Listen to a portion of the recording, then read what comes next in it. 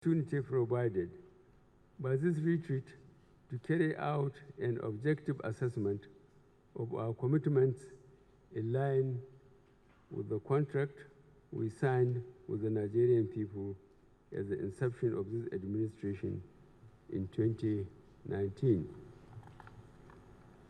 I am glad to note that we have sustained these yearly stock-taking innovative initiatives introduced in 2019 by holding 3 consecutive performance review retreats in 2020, 2021, and 2022, respectively. This has helped us to clearly identify what we have done, what needs to be done, and how best to get it done.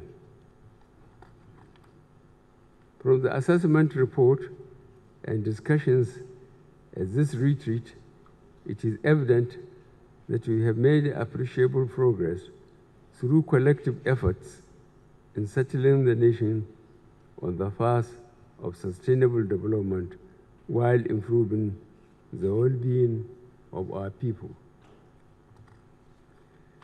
Notwithstanding these achievements, there are still unfinished business that we must speedily complete to ensure we finish well. We must, therefore, endeavor to close every gap in our implementation efforts to ensure the attainment of set targets by 2023. Let me, at this juncture, state that this retreat is not the end of our assessment process, as I have directed the Secretary to the Government of the Federation to continue with the quarterly review process and assessment for the 3rd and 4th quarters of 2022, and the reports will form part of our transition documents. To achieve this objective, all ministers and permanent secretaries are to ensure that the performance reports of their ministries are submitted on a quarterly basis to the Office of the Secretary to the Government of the Federation for review by the Central Delivery Coordination Unit. The outcome of these reviews would be made available for my consideration. The Executive Order 012 on improving performance management, coordination, and implementation of prudential priorities, which I signed a few minutes ago, has institutionalized a cultural accountability, transparency in our pursuit of good governance. In line with the discussions and recommendations of this retreat, the Ministry of Agriculture and Rural Development is expected to engage with relevant stakeholders to ensure the completion of all large-scale integrated rice processing mills before the end of this administration.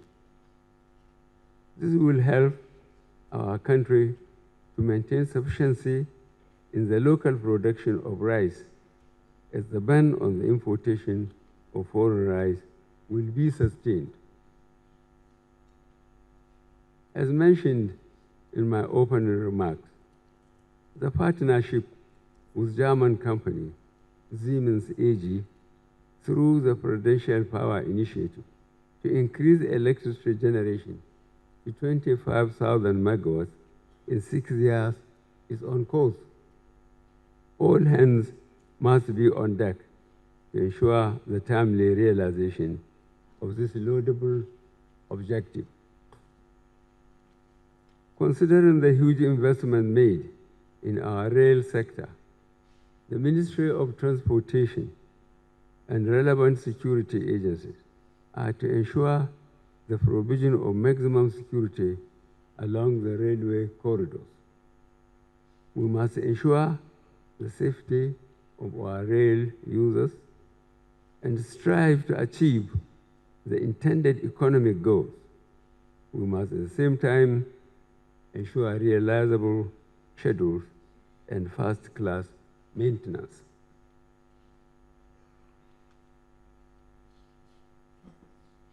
Following the milestones recorded in the road sector, coupled with the innovative ways of funding road infrastructure, the Ministry of Works and Housing has been directed to compile a list of all completed roads, bridges, and other infrastructure for commissioning before the end of this administration.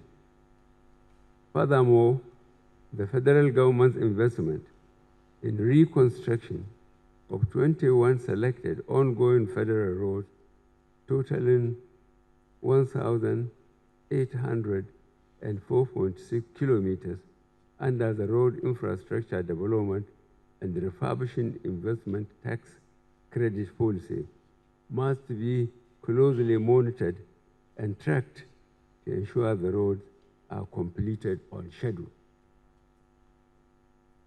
In line with the outcome of the panel session on priority 4, improve transportation and other infrastructure, the Ministry of Aviation is hereby directed to conclude and ensure the takeoff of the National Carrier Project before the end of the year.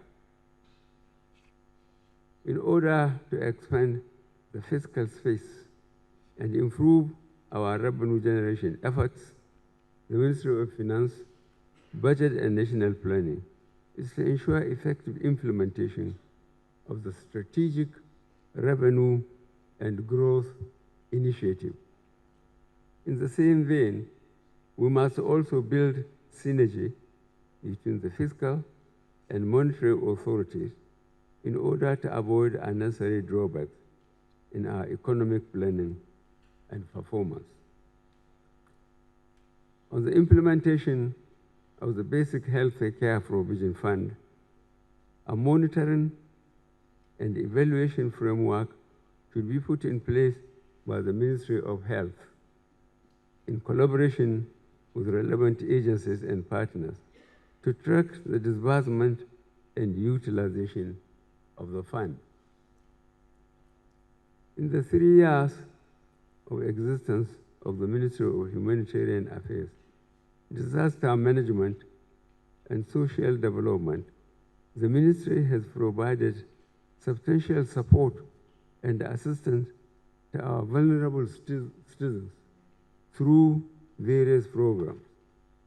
I therefore direct the Honorable Minister to facilitate and work with the Honorable Attorney General of the Federation in transmitting the Federal Executive Council's approved National Social Investment Program Establishment Bill 2022 to the National Assembly.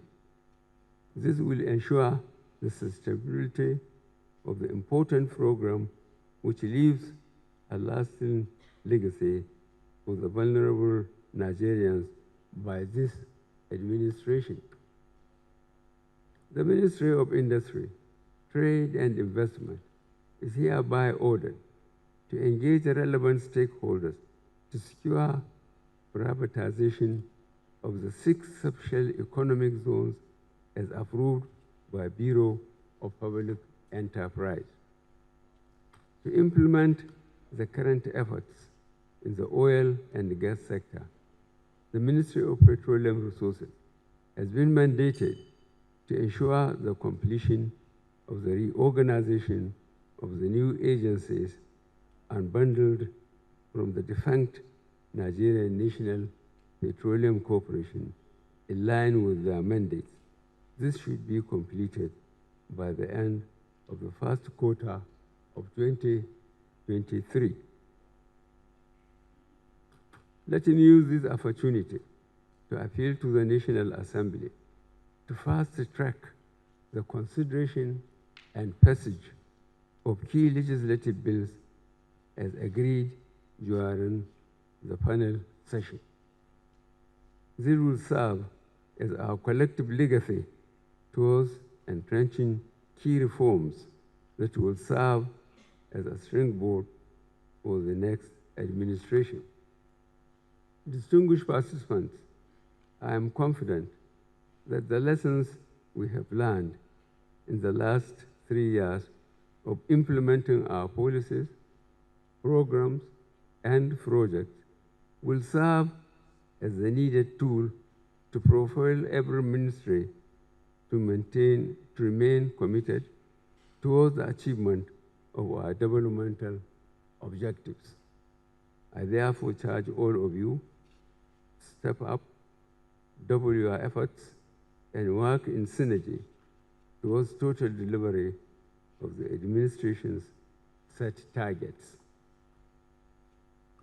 With the commencement of the electioneering campaign towards the 2023 general elections, the business of governance must continue to receive the needed attention during this period.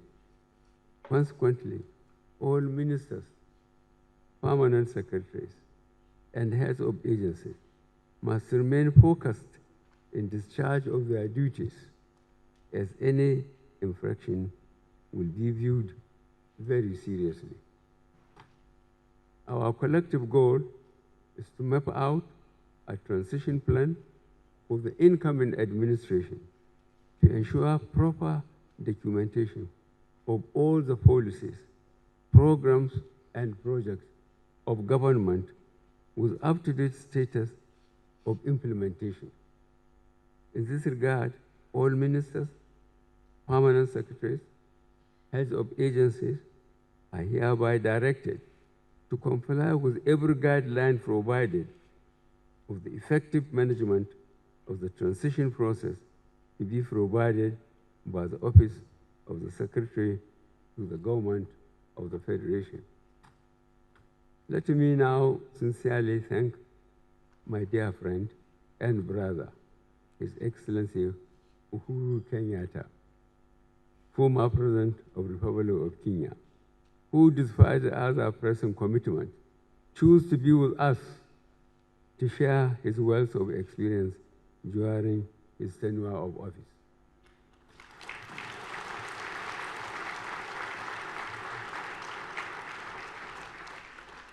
We wish you a productive retirement and hope you continue to serve your people and the African continent in every way possible. Let me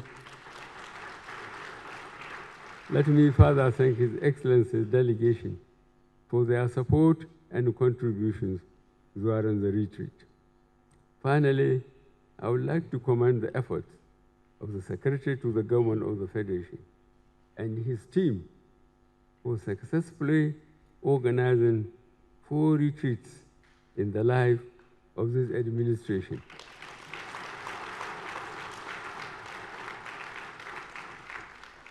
Also, I acknowledge the support of the technical partners and resource persons who have added immense value to the process. I will now formally declare the 2022 Ministerial Performance Review Retreat closed. Thank you all. God bless the Federal Republic of Nigeria.